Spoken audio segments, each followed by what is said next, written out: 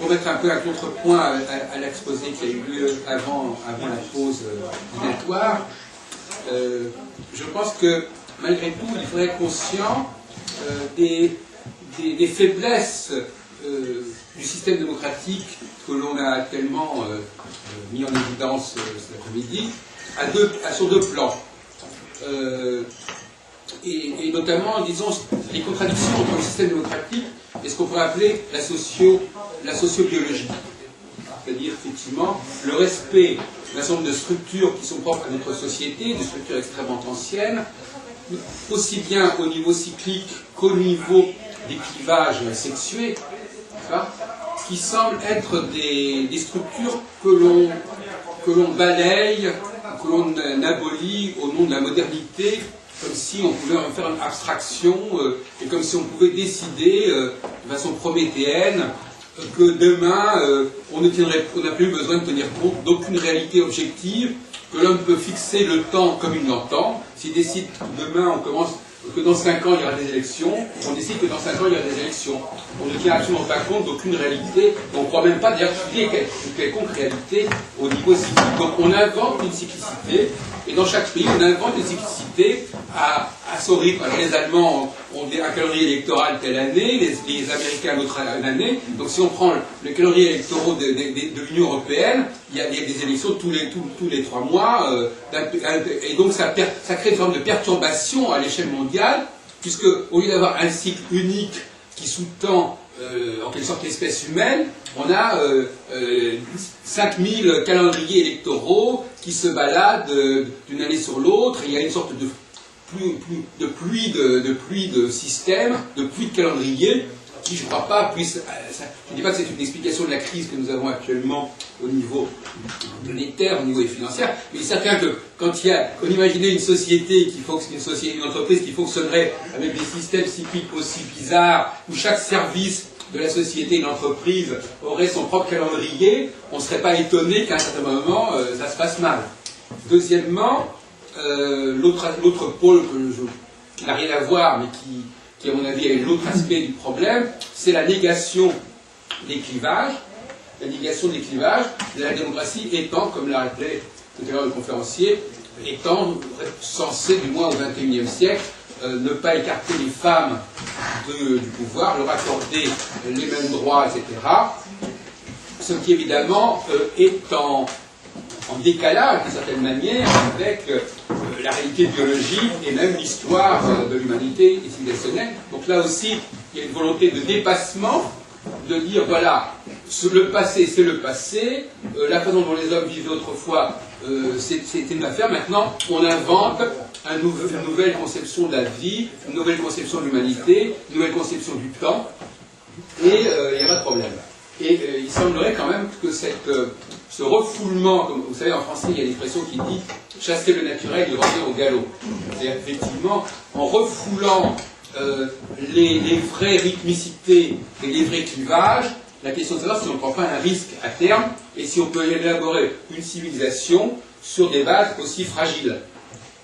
Elles sont d'autant plus fragiles, comme je dis, que d'un pays à l'autre, l'interprétation de la façon dont on élabore le temps va varier en plus. Donc ça donne une véritable cacophonie de systèmes chronologiques et même éventuellement de clivages.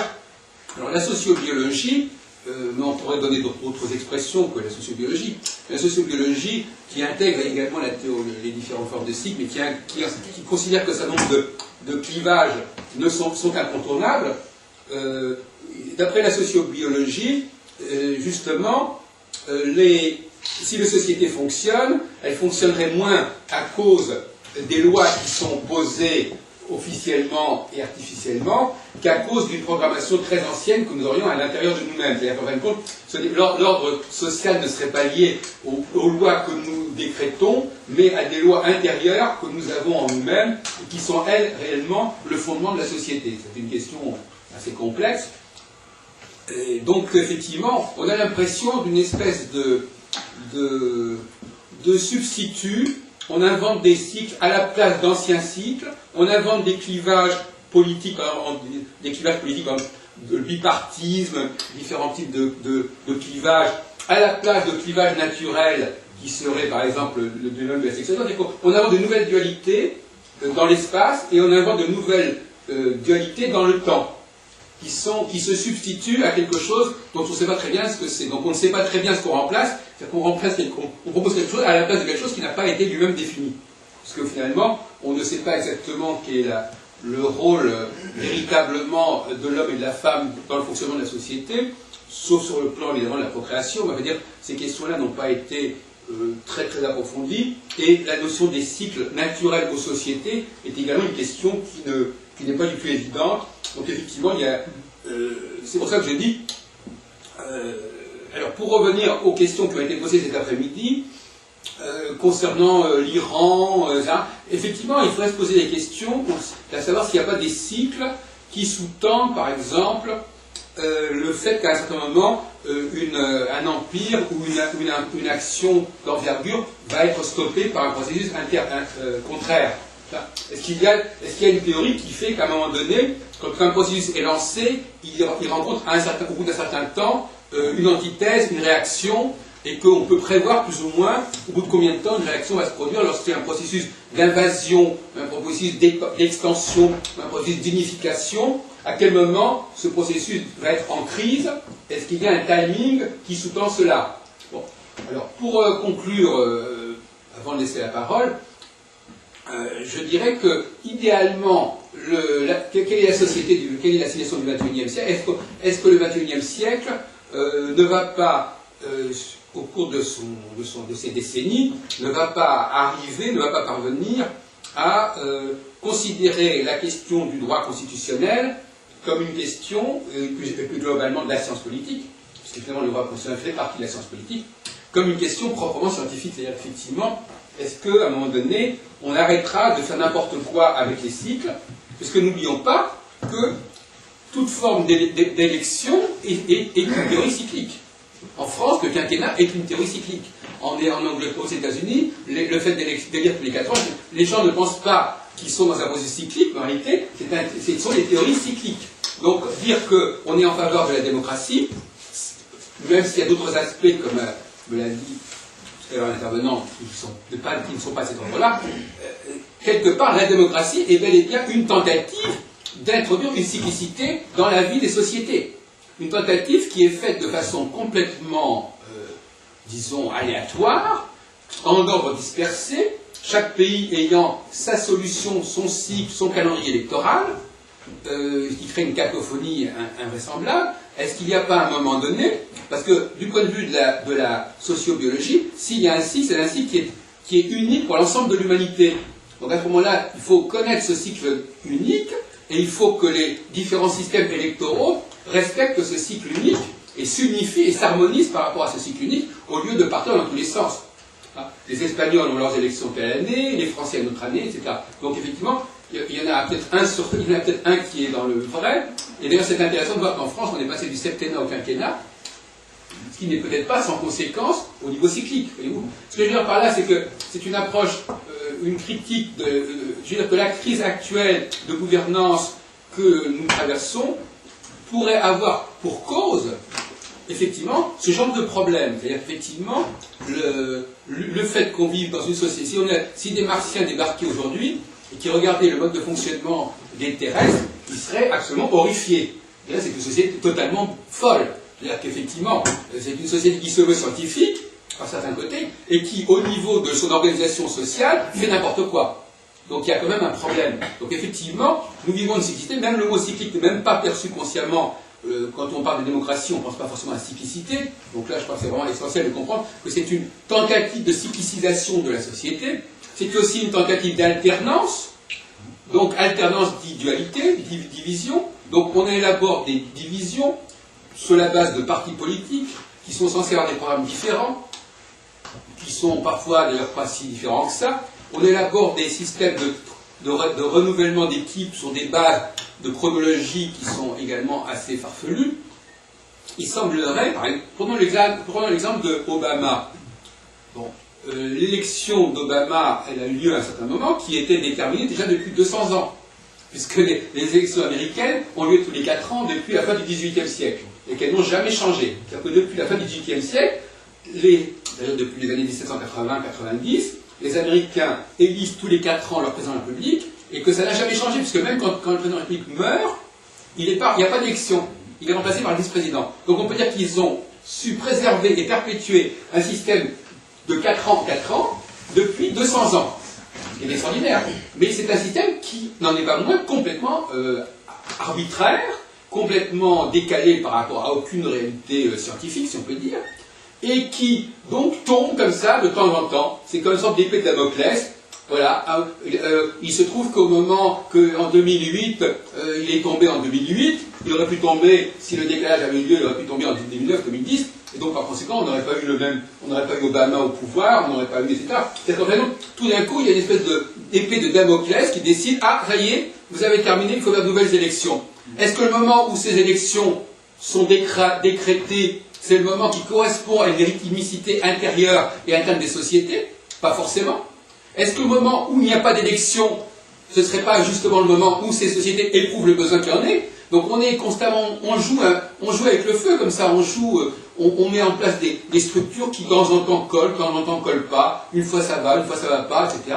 Donc on est dans une sorte de désordre. Donc je voulais apporter un peu ce bémol. Je pense que on ne peut pas aujourd'hui être raisonnablement partisan du système démocratique et des problématiques démocratiques telles qu'elles se formulent de manière relativement banale dans nos sociétés occidentales. Ce système est quasiment indéfendable, en dehors du fait que certains disent que c'est le moins mauvais système, donc du contraire. Il semblerait qu'en fait, le système puisse être considéré comme responsable d'un certain nombre de dysfonctionnements de nos sociétés. Je pense que c'est clair. Cela dit, pour revenir à des choses plus concrètes, un des modèles sur lesquels je travaille, c'est le fait qu'effectivement les sociétés passent par des phases contradictoires. C'est-à-dire qu'il y a des phases de rassemblement, effectivement, c'est-à-dire des phases où on est prêt à changer d'équipe, un renouvellement de l'équipe, et effectivement où il est tout à fait normal que les gens soient appelés à choisir de nouveaux représentants. Mais il faut que ça corresponde à un véritable rythme interne des sociétés, ce qui n'est pas le cas actuellement. Donc on crée artificiellement un besoin de rassemblement et d'élection là où il n'existe pas. Donc quelque part, comme on dit en français, les gens sont un peu à côté de leur pont. C'est-à-dire qu'on les invite à contre-temps à se déterminer sur quelque chose qui ne correspond pas forcément aux besoins au moment où ça doit se faire. Bon. Et deuxièmement, il y a ces phases-là. Alors, si on fait un peu de la politique fiction, là, je suis d'accord de certaine manière, mais pas tant que ça, parce qu'en réalité, on parle de choses qui sont très profondément ancrées, et je le disais tout à l'heure, même dans les pays qui ne sont pas démocratiques, on sait très bien qu'il y a des rythmicités qui s'imposent. D'ailleurs, paradoxalement, sans vouloir me faire l'avocat des sociétés non démocratiques, on peut même se demander si elles ne fonctionnent pas, si dans ces sociétés non démocratiques, qui donc ne sont pas faussement polarisés vers des moments qui ne sont pas significatifs, et donc par conséquent, là, après les gens sont essoufflés et sont saturés par rapport à leur écoute intérieure, c'est-à-dire qu'en fait, les gens ne sont plus à l'écoute de leur propre rythme intérieur, on leur impose de l'extérieur une cyclicité qui est purement juridique, en quelque sorte, et dans les sociétés où il n'y aurait pas d'élection, on pourrait penser qu'à contrario, le processus de la cyclicité interne pourrait à la limite s'exprimer de manière plus efficace. En tout cas, on va vers une sorte de régime idéal qui serait à mi-chemin entre une pseudo-cyclicité démocratique d'un côté, d'autre côté évidemment des dictatures où on n'est pas à l'écoute des cycles, mais où quelque part malgré tout on le voit, elles ne peuvent pas non plus ignorer certaines cyclicités, même si elles ne sont pas institutionnalisées, même si le système de renouvellement n'est pas institutionnel, ce processus de renouvellement existe quelque part, il peut être capté quelque part à un certain nombre de niveaux dans le comportement des sociétés. On peut le voir à certains moments lorsqu'il y a eu des renversements de dictatures, par exemple. C'est peut-être pas par hasard qu'à certains moments certaines dictatures ont été renversées, parce que probablement ça correspondait à un véritable besoin. Le grand problème, c'est que, comme on dit, en français on dit la fausse monnaie chasse la bonne. C'est-à-dire qu'effectivement, à force d'élaborer des faux calendriers électoraux, on risque de faire que les gens ne soient plus à l'écoute véritablement d'une spontanéité au niveau cyclique, et que par conséquent, ils soient de plus en plus décalés. Moi, ça me fait penser un peu à une bande dessinée de Spirou, autour de Jean Plub. C'est une sorte de bande dessinée qui existe depuis déjà 50 ans. Et alors, c'est une science-fiction. Alors les gens disent, voilà, il est telle heure, c'est le moment de manger. C'est-à-dire que les gens ne savent même plus s'ils ont besoin de manger ou pas. C'est l'heure qui fait qu'on doit manger. Ouais. On est un petit peu dans ce genre de situation où on n'est plus à l'écoute de quelque chose. Les sociétés ne sont plus à l'écoute d'elles-mêmes. Elles sont à l'écoute d'un système qui est élaboré depuis X temps et qu'il faut imposer et qu'il faut appliquer. Alors, je répondrai donc, je terminerai en disant que le modèle que je propose, c'est un modèle qui met en avant une cyclicité binaire, c'est-à-dire un temps pour le rassemblement et la concentration. D'ailleurs, à ce moment-là, il y a une sorte de convergence et de remise à zéro des compteurs, si on peut dire, et un temps où le processus à nouveau se développe et à un moment donné, il va se diversifier. Parce qu'effectivement, le problème, c'est la dialectique entre diversification et unification, et il y a toujours un moment donné où l'on passe de l'un à l'autre et inversement, c'est-à-dire qu'on passe de l'unitaire au multiple, puis du multiple par ses propres excès à l'unitaire, et ça obéit à des lois qui, disons, dans les travaux que je fais, se situent à peu près sur une périodicité de 7 ans à peu près. Enfin, on n'est pas là pour aborder des questions trop précises de tel et tel modèle, on est là pour faire une critique globale, générale, et la question que je poserai donc à l'Assemblée, c'est de savoir si oui ou non la démocratie ne nie... en quelque sorte, il faudrait presque sous-entendre que ces fameux démocrates qui ont élaboré au XVIIIe siècle le système électoral supposaient que nous n'avions pas de rythmicité qui existe en soi. C'est-à-dire qu'effectivement, il y a une supposition que la rythmicité est quelque chose qui doit être décrété juridiquement et qu'elle n'est pas en nous. Or, moi, je pense qu'au contraire, les sociétés extrêmement anciennes, il y a peut-être 5 ou 6 000 ans, avaient déjà élaboré des modes de sociabilité cyclique, d'ailleurs dont on a certaines traces, notamment dans la Bible, le cycle de 7 ans, le cycle de 7 jours, enfin il y a des cyclicités qui existent dans la Bible, et on peut penser que ces cyclicités religieuses, socio-religieuses, juridico-religieuses, ont marqué profondément l'inconscient collectif, ou le psychisme biologique, socio-biologique de l'humanité, et que par conséquent, nous n'avons pas attendu le XVIIIe siècle pour apporter en nous-mêmes une certaine cyclicité. Cette cyclicité, elle est complètement... Et d'ailleurs, entre parenthèses, si nous avons accepté au XVIIIe siècle, dans les sociétés occidentales, cette cyclicité qui était proposée, c'était parce que justement nous avions un besoin intérieur de cyclicité auquel le système qui nous était proposé semblait répondre. Donc effectivement, si nous avons adopté depuis 200 ans des cyclicités, c'est parce que quelque part nous avons aussi en nous-mêmes une cyclicité. Mais que cette cyclicité ne coïncide pas. C'est-à-dire qu'il y a une pseudo-cyclicité qui répond à un besoin de cyclicité vague, un vague besoin de cyclicité, alors que réellement nous avons un vrai rythme de cyclicité qui ne saurait se satisfaire des cyclicités qui ont été imposées par... Alors l'autre aspect que je voulais aborder, c'est la question des clivages masculin-féminin, que l'on considère comme des clivages complètement secondaires dans nos sociétés démocratiques, alors qu'à mon avis, ils correspondent à des fonctionnalités majeures.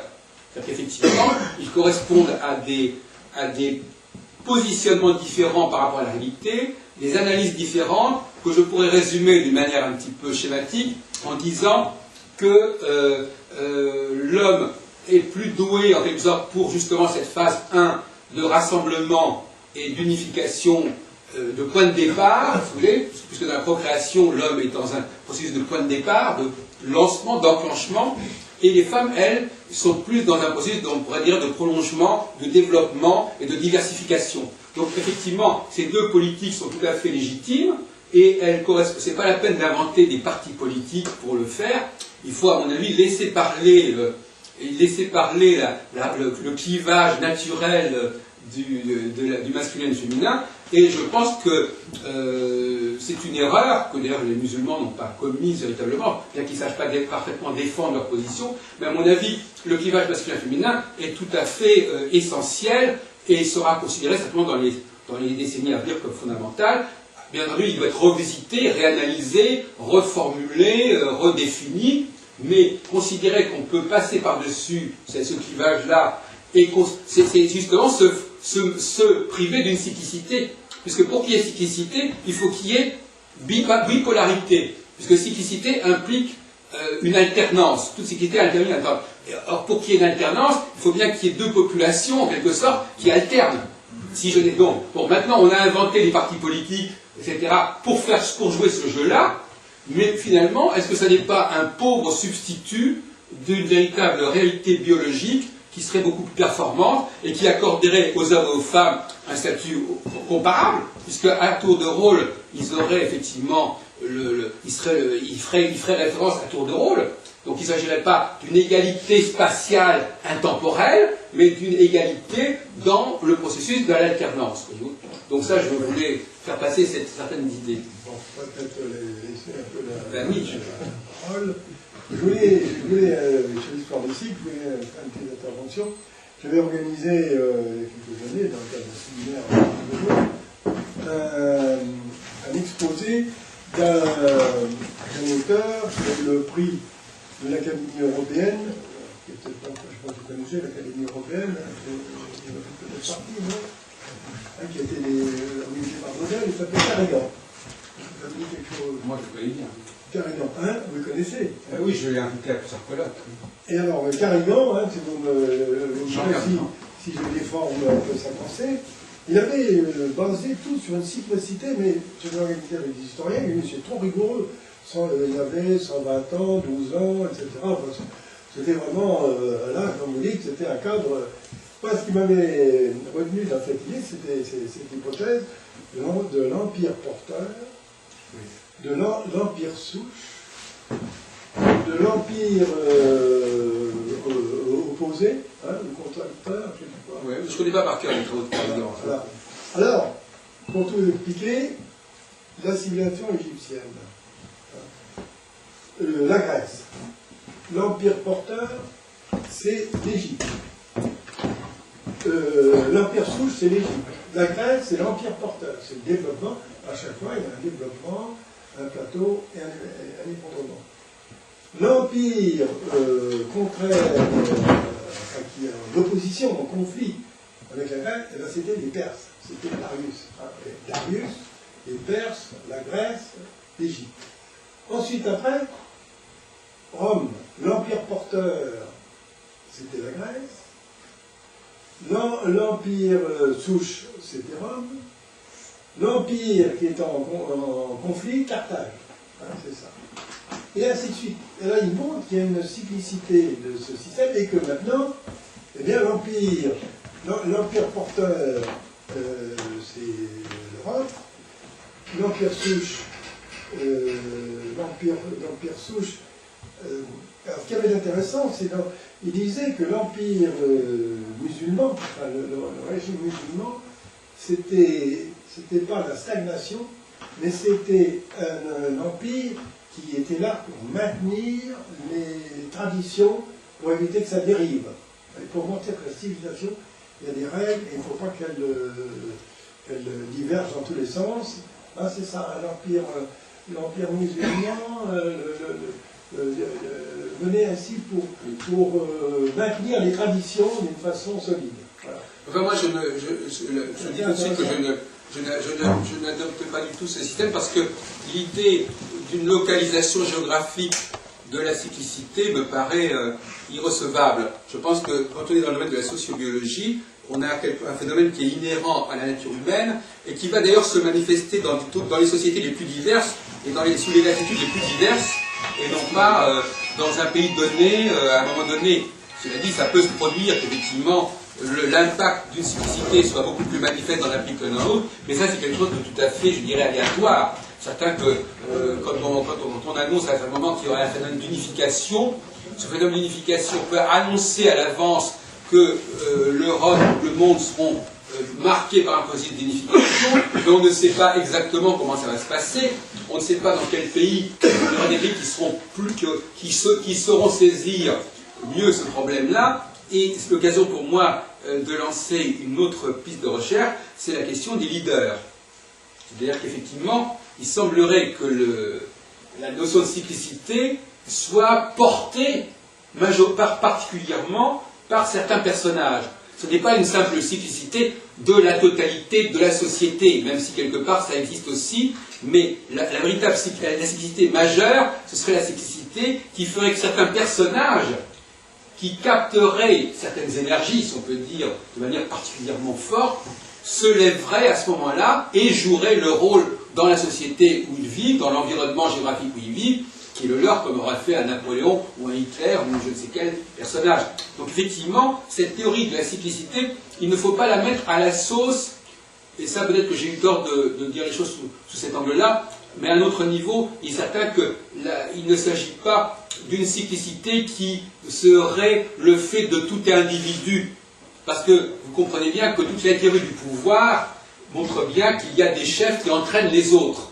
Donc effectivement, ce qui fonde le pouvoir d'un leader, c'est justement sa capacité d'entraînement, sa capacité de mobilisation, sa capacité de rassemblement. Donc il est évident que si tout le monde avait cette capacité-là, ou si les choses se passaient aussi spontanément, toute la théorie du pouvoir des leaders serait remise en question. Donc là, il y a un autre point de vue qui est abordé, à savoir qu'il y a un nombre de leaders. Alors, il y a une raréfaction, il y aurait une raréfaction ou une rareté relative de ces personnages capables d'entraîner et d'unifier les sociétés. Donc une société qui ne disposerait pas d'un leader puissant à certains moments, ne pourrait pas mener à bien, ne pourrait pas vivre de manière puissante les processus cycliques qui sont impartis. Et donc par conséquent, au moment où cycliquement certaines choses seraient possibles, si dans le pays en question, si dans un pays donné, il n'y a pas le leader adéquat, eh bien ce pays passe à côté de l'opportunité qui se présente. Ou si on préfère, il va se trouver sous la coupe d'un autre pays voisin qui lui a cette potentialité. Donc là, il ne s'agit absolument pas d'ignorer pour autant le rôle des leaders. Donc en fait, on est dans une sorte de triptyque avec d'un côté, une cyclicité qui correspond à un besoin de la société, deux, un clivage qui reste malgré tout articulé sur le masculin et le féminin, et trois, sur l'existence d'une denrée rare qui est le leader charismatique, le leader capable de capter les énergies et de rassembler autour de lui. Effectivement, ce sont trois facteurs dont on voit très bien, d'ailleurs, entre parenthèses, par le système démocratique, que les élections qui visent à faire apparaître ce leader, encore une fois, sont faussées. Parce que ces élections ne permettent pas forcément aux vrais leaders d'apparaître. Donc là, voyez-vous qu'on est dans un monde où tout est décalé, tout est faussé. On génère des pseudo-leaders qui ne correspondent pas, qui n'ont pas vraiment ce potentiel d'entraînement en question. On génère de pseudo-calendriers qui ne correspondent pas au moment où les sociétés ont envie de faire certaines choses ou pas, et on nie, et on abolit, ou on affirme l'abolition, on refoule les clivages majeurs au niveau psychosociologique qui sont les clivages de sexuation masculin-féminin. Donc voilà, donc le bilan est assez lourd. Dans ce début du XXIe siècle, je dirais que l'humanité est assez mal partie, et que je crois que si on continue comme ça encore longtemps, on n'est pas sorti des phénomènes de crise. Parce qu'effectivement, avec une humanité qui perd une partie de son potentiel, de ses potentialités, parce qu'en fin de compte, quelque part là, ces vraies potentialités sont taries. Elles sont remplacées par une pseudo-potentialité à laquelle vient s'ajouter bien évidemment toute la problématique de la technologie. Problématique de technologie qui crée de fausses réalités également, qui crée de faux semblants, qui crée des fausses égalités, qui crée de fausses identités, qui crée une identité de l'avoir. Donc effectivement, si on rajoute là-dessus, sur ce que je viens de dire, toute l'invasion technologique qui tend à considérer le handicap, enfin on pourrait là-dessus, dont la technologie vise essentiellement à supprimer les différences. La technologie vise à, par exemple, si demain, quand quelqu'un aura une jambe, un bras coupé, on lui mettra un autre bras à la place, et c'est ni vu ni connu. Donc effectivement, tout le processus de la technologie est né, ou quelqu'un qui n'a pas, par exemple, quelqu'un qui ne peut pas parler, eh bien il va lire un texte qu'on va lui passer. C'est aussi la technologie de très ancienne. Donc on a toute cette technologie qui vise encore plus à brouiller les pistes, qui fait qu'on vit dans une sorte d'intemporalité. Quand les gens parlent, ou quand on écoute une émission, c'est pas un truc qui a été fait il y a 50 ans, il y a 100 ans. C'est-à-dire qu'on n'a même plus de conception du temps, il n'y a même plus de réalité du temps, puisqu'en réalité, la technologie vise à gommer les aspérités du temps. Elle vise à ce qu'on ne sait plus quand quelqu'un nous parle, s'il nous parle de ce qu'il pense aujourd'hui ou de ce qu'il a écrit il y a 30 ans, puisqu'il n'a qu'à lire un texte, ou que quelqu'un d'autre lira un texte qui n'est pas été écrit par lui. Hein? Donc on est constamment dans le faux semblant avec la technologie, elle brouille les pistes. Qui parle vraiment? À quel moment il parle? On est toujours dans une sorte de décalage. Donc si on ajoute ce quatrième facteur, n'est-ce pas, invasion technologique qui brouille les différences et les distinctions, et qui brouille même les différences de temps, un rejet du masculin féminin, mode de détection des leaders qui n'est pas fondé sur des critères satisfaisants, et enfin, élaboration de calendriers électoraux multiples et variés qui changent d'un pays à l'autre. Je pense que quelque part, on peut être extrêmement pessimiste sur l'avenir de notre humanité, parce que cette processus est en train de s'accélérer. On est dans un processus prométhéen, c'est-à-dire que l'homme invente des choses, il décrète que ça n'est plus valable, il décrète que ce cycle-là, désormais, s'imposera, et je crois que l'humanité est en train de décliner, c'est-à-dire qu'on est en pleine décadence, c'est-à-dire qu'en fin de compte, elle perd son potentialité, c'est-à-dire ses capacités d'autogouvernance et de gestion de ses propres ressources, et n'oublions pas que finalement, les ressources principales que nous avons, nous, en tant qu'humanité, c'est notre propre ressource à nous, notre propre potentiel, notre propre héritage socio-biologique, et donc finalement, on n'en parle pas tellement. On parle beaucoup de problèmes d'écologie, on parle beaucoup de problèmes de ressources naturelles, mais on a tendance à négliger l'essentiel, à savoir les ressources humaines, c'est-à-dire les ressources intellectuelles, les ressources que nous portons, et donc on considère que là, de ce côté-là, on peut faire ce qu'on veut. Il y a des gens qui veulent. Je voudrais intervenir justement sur cette question de l'harmonie des cycles que vous avez donc évoqué. Est-ce qu'il n'y a pas un phénomène, deux phénomènes plutôt, anormaux? On a abordé tout à l'heure avec un de nos conférenciers l'Europe.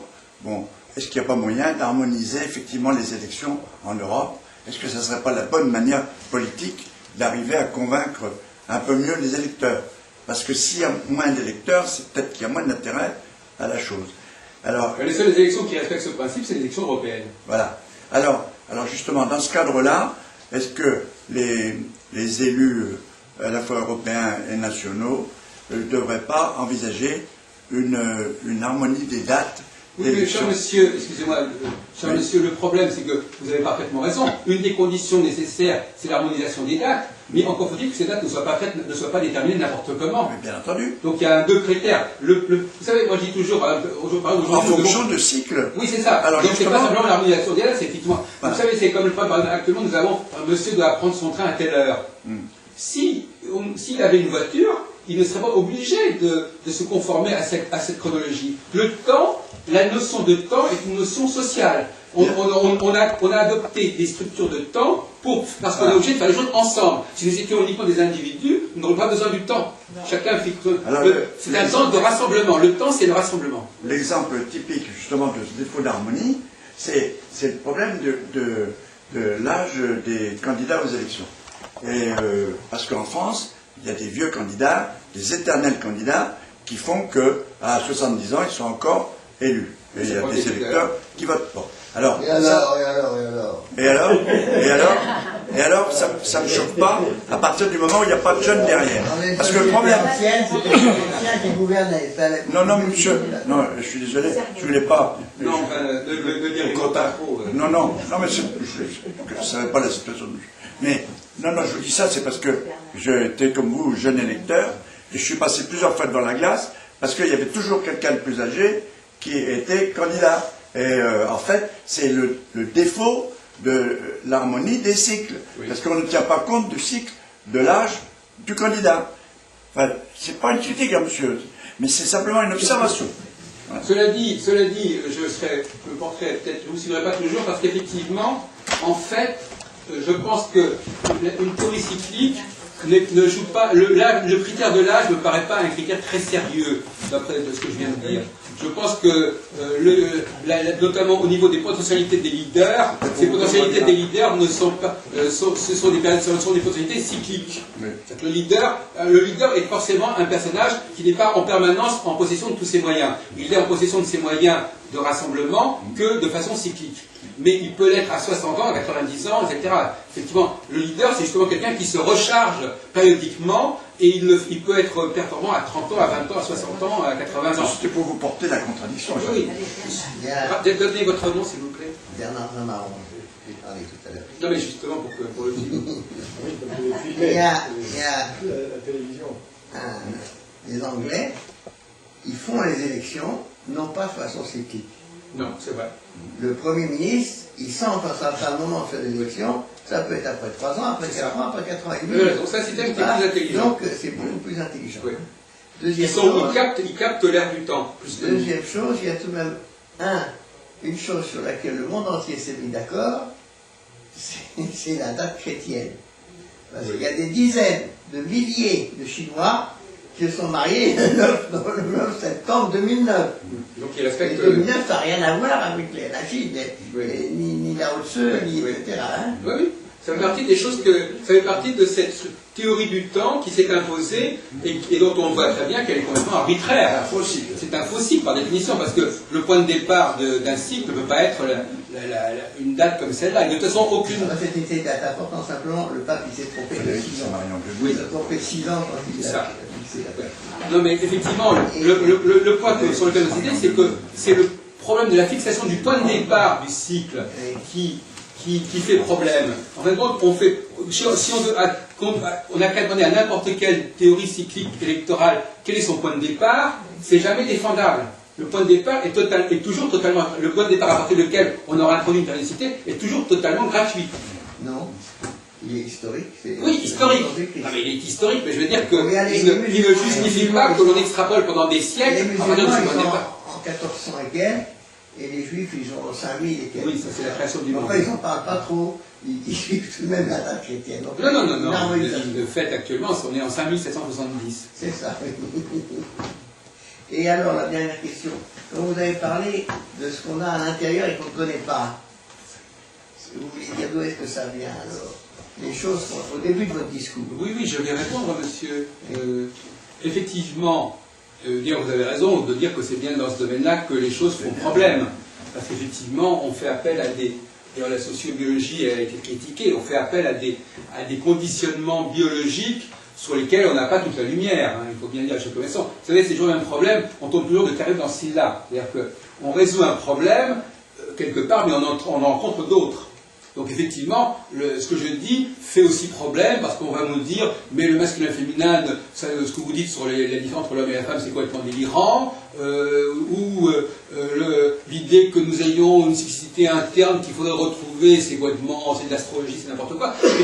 Il peut y avoir d'autres polémiques, c'est certain. Mais d'un point de vue philosophique, moi je me situerai là, dans notre débat, d'un point de vue philosophique, ça tient debout, disons. Maintenant, alors maintenant pour vous répondre, je crois que j'ai esquissé la réponse tout à l'heure. J'ai dit qu'il s'agit d'une perpétuation de clivages extrêmement anciens spatio-temporels qui ont été imposés par nos... Alors, c'est le paradoxe, cher monsieur, c'est qu'au départ, toute cyclicité était certainement arbitraire. Mais une cyclicité arbitraire qui se perpétue pendant des millénaires finit par devenir une réalité. C'est ça la question. La différence entre... Il ne s'agit pas de dire, d'un côté, il y a des cycles qui sont arbitraires, d'un côté, des cycles qui ne sont pas arbitraires. Il y a d'un côté des cycles qui ne se sont pas ancrés parce qu'ils sont trop récents dans le psychisme de l'humanité, de l'autre côté, des cycles qui ont des millénaires derrière eux et qui, eux, ont une autre réalité. Mais à l'origine, dans tous les cas de figure, c'est la même chose. L'erreur, c'est de croire que les cycles que nos ancêtres ont réalisés et mis en place il y a 10 000 ans, dans des conditions socio-culturelles totalement différentes, avec une possibilité d'exiger et d'imposer des processus extrêmement rigides pendant des siècles, ces conditions ne sont pas remplies, et que par conséquent, les malheureuses tentatives que depuis 200 ans ont fait d'un pays à l'autre, et ça diffère, ne peuvent pas avoir la même prégnance et la même réalité au niveau de nos rythmes internes que ce qui a été élaboré dans les mêmes conditions il y a 10 000 ans. C'est la différence de temps. Là aussi, on croit que le problème de temps n'existe pas. On croit qu'on peut décréter du jour au lendemain des changements. Ces changements, les structures que nous avons en nous-mêmes, elles sont le résultat d'un temps extrêmement long. Et donc, par conséquent, c'est la différence. La différence, ce n'est pas tellement le principe de la structuration. La différence, c'est le temps pendant lequel le processus s'est mis en place. C'est toute la différence. Alors, il y a des gens qui diront, et c'est un peu ça qui il semblerait que tout se passe aujourd'hui comme si, effectivement, on considérait que le facteur temps n'était pas important. C'est-à-dire que je pouvais, du jour au lendemain, changer le cycle de ceci, de cela, etc. Or, c'est justement cette théorie du jour au lendemain qui est critiquable. En réalité, il faut respecter le travail, comme on dit, donner du temps au temps, il faut respecter le travail, la patine du temps qui a fait que nos sociétés qui se sont autodéterminées, autostructurées il y a des milliers d'années, nous en sommes toujours tributaires dans notre mémoire psychique. Et en revanche, cette mémoire atavique est recouverte et refoulée par des tentatives modernistes de faire la même chose à notre échelle, à nous de temps, mais justement, on n'a absolument pas les conditions pour le faire. Donc nous sommes des apprentis sorciers, c'est-à-dire que nous voulons faire la même chose que nos ancêtres sans en avoir les moyens. Et donc la sagesse voudrait que l'on respectât davantage et qu'on se conformât à ce que nos ancêtres ont élaboré, qu'on découvrit et qu'on mit en évidence ces structures très anciennes, plutôt qu'on s'amuse à faire comme nos ancêtres et qu'on s'amuse à inventer des structures qui sont un véritable château de cartes. Quand les Jacobins en France ont voulu remplacer la semaine de 7 jours par le décadi, ça a duré 2 ans. Les gens ont voulu s'en aller. Oui, votre exemple est bon, sauf qu'effectivement, même le système de la semaine, on ne va pas dire que ce système de la semaine est lui-même relativement superficiel. Il y a des couches. Le chiffre 7 est très important. Absolument. Voilà. Il est lié à la Trinité. Hein, non, pas uniquement, mais je crois qu'en effet... Ça fait 7. Oui. Et c'est ça. Le chiffre 7 dans la Bible, c'est les 7 jours qu'Adam et Ève ont mis pour visiter le jardin d'Éden. Enfin, de toute façon, le 7e jour, c'est un des commandements de la Bible. On respectera le 7e jour, etc. Et puis il y a aussi les règles de ce qu'on appelle la Shemitah, c'est-à-dire les règles de la jachère, etc. Mais effectivement, le nombre 7 est certainement un nombre essentiel. Mais alors là, effectivement, moi je ne veux pas rentrer dans les détails, je pourrais le faire largement. Mais, comment ? Dans la Bible, on appelle le nombre parfait. Et puis vous avez le fameux songe du pharaon. Parfait ou sacré. Les 7 vaches grasses et les 7 vaches maigres. Donc effectivement, et qui sont traduits par Joseph comme étant cette année suivie de cette année. Donc voyez-vous, on n'a pas attendu... bon. Mais effectivement, bon, moi je pourrais faire un exposé extrêmement précis pour montrer que ces cycles sont fondés sur des... Alors là, ça rejoint les travaux de M. Godot, c'est-à-dire les rapports entre l'homme et son environnement naturel. Parce qu'en réalité, quelle est l'horloge cosmique la plus évidente que nos ancêtres disposaient? C'est le ciel. Donc effectivement, il semblerait que c'est l'importance accordée à certaines configurations célestes qui soit responsable de tout notre processus cyclique. Bon, enfin là c'est un autre problème encore, mais effectivement, d'où l'importance dans toute l'imaginaire religieux et biblique du ciel. Le ciel, l'alliance entre l'homme et le ciel. Et je pense même qu'il faudrait repenser un peu les théories darwiniennes en considérant qu'effectivement, le cas du ciel est intéressant parce que le ciel, c'est pas quelque chose qui nous interpelle immédiatement. C'est pas une réalité à laquelle je dois m'adapter immédiatement. Le ciel, il me laisse tranquille. Donc, Darwin a élaboré un modèle qui sous-entend des choses qui sont immédiatement présentes, qui nous interpellent présentement, immédiatement. Or, s'il y a bien une chose qui ne nous interpelle pas directement, auquel on doit s'adapter, c'est bien le ciel. Donc là, ça montre bien que c'est l'homme lui-même, ce sont les hommes eux-mêmes qui ont décidé de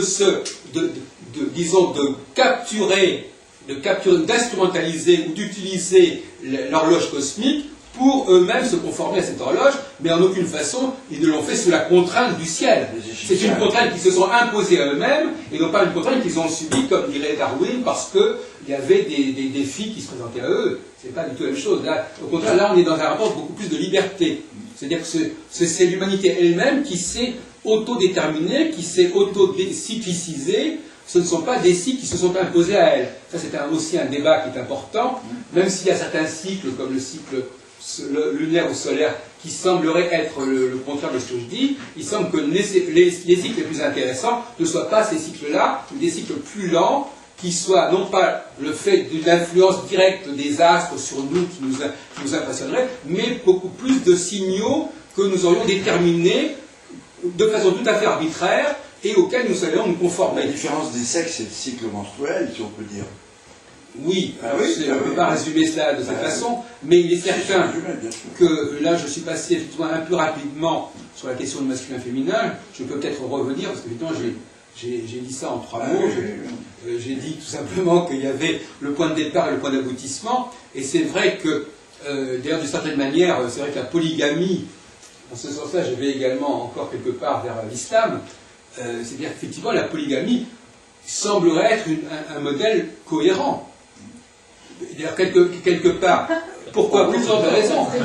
Non, mais je veux dire, pas seulement, non, mais d'un point de vue philosophique. Regardez par exemple. Je vais avoir des ennuis à la maison.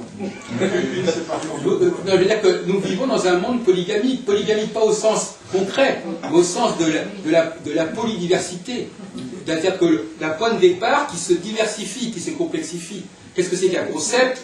Un concept, il se décline. Et en se déclinant, il se diversifie. Donc il est polygamique. Tout concept est polygamique. Et à un moment donné, il y a la polygamie, justement, entre guillemets, va trop loin dans la diversification. À ce moment-là, le concept n'est plus perçu comme concept, puisqu'il va se diversifier à l'infini. Et le moment est venu à ce moment-là de recentrer vers le concept et de revenir vers le concept. C'est-à-dire effectivement, de la diversité polygamique, à un moment donné, il faut revenir vers l'unicité, c'est-à-dire retrouver la source. Surtout avec la parité qui devient contradictoire par rapport à ce que vous disiez.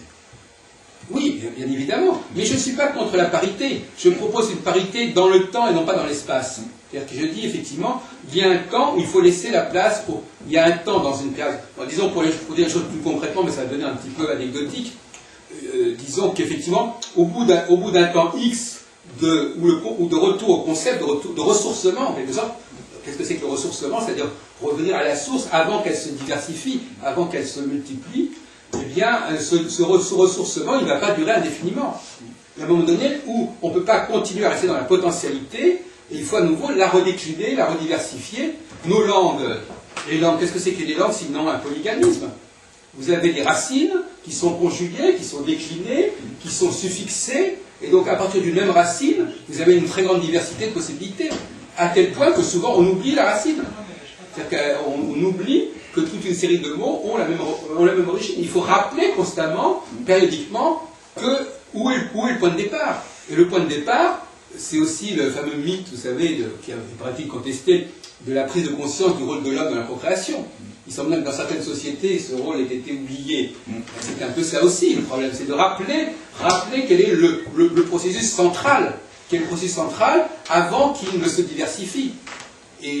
Mais je crois que dans une société bien conçue, il y aurait il pourrait y avoir une tolérance réciproque, chacun acceptant sa place dans le système, dans le processus. Je crois qu'il n'y a pas de raison. Je pense qu'il faut revaloriser le féminin pour le faire accepter. C'est ça qu'en fin de compte le paradoxe. C'est-à-dire qu'en fin de compte le paradoxe, c'est que les gens qui veulent abolir le féminin, ils le diabolisent, ou ils disent que le féminin n'est pas comme il veut, comme on dit, pour se débarrasser de son chien, on l'accuse de la rage. Et là, en cohérence, c'est un peu ce qui se passe. Effectivement, pour se débarrasser du féminin, on le caricature, on caricature les discours sur le féminin, au lieu de se dire que, bon, ça c'est de bonne guerre, si vous voulez. Mais je crois qu'il faut revaloriser, repréciser ce rôle-là, et que les femmes l'assument en toute bonne conscience, sans avoir l'impression d'être pénalisées ou d'être brimées. Il y a un problème c'est un rééquilibrage qu'il faut faire. Il ne s'agit pas de parité, il s'agit de rééquilibrer. C'est pas pareil. Il faut rééquilibrer le rôle respectif des uns et des autres. Et ce qui fait obstacle à ce rééquilibrage, eh bien, c'est notamment bon, je voudrais dire, à la limite, je vais formuler par une petite boutade, à la limite, on pourrait considérer qu'il y a deux parties naturelles dans une société, au sens politique du terme, c'est les hommes et les femmes, qui constituent déjà, intrinsèquement et factuellement, déjà deux grands partis. Et que ces deux grands partis, il faut les laisser s'exprimer l'un et l'autre.